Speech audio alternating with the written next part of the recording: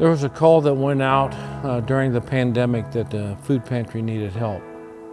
And I said to Karen, I says, we're not doing anything and we don't know a lot of people yet. Why don't we try to do that?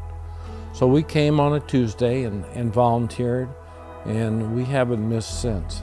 It's a place, why would you not come back when you work with this group of people that's so fun?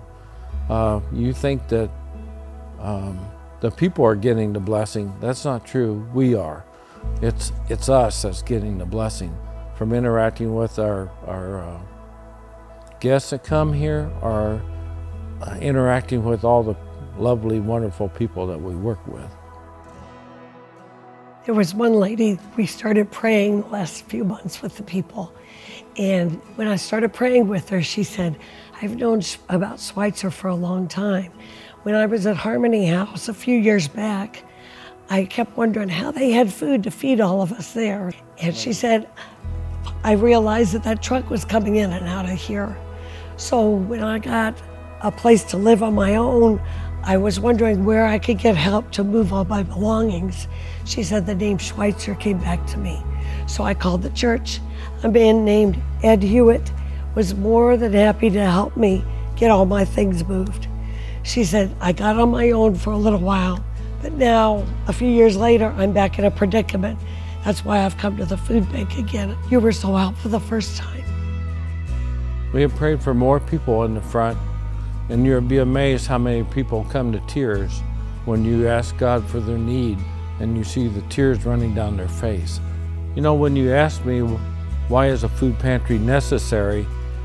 In my own personal life, I don't really know. I can't answer that question. I've never been in a situation of lack of food for my family, but I've seen it here in Springfield.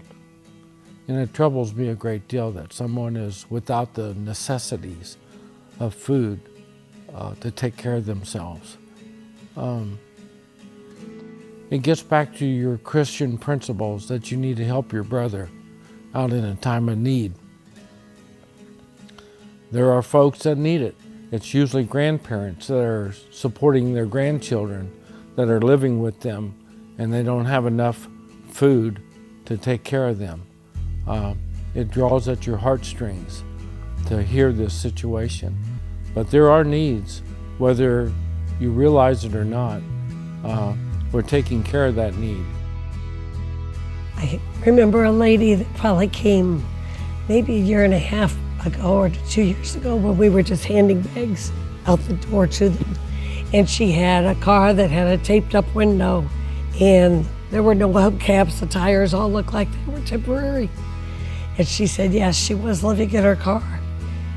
And I was amazed when she came back maybe a year later and she rode with someone else. She now had a home, and she was still remembered that, she still had a hump to get over.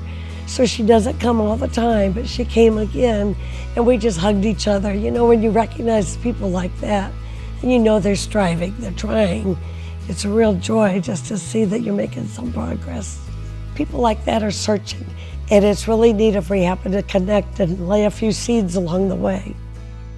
That's why we're here to serve, to help our brothers and sisters in Christ.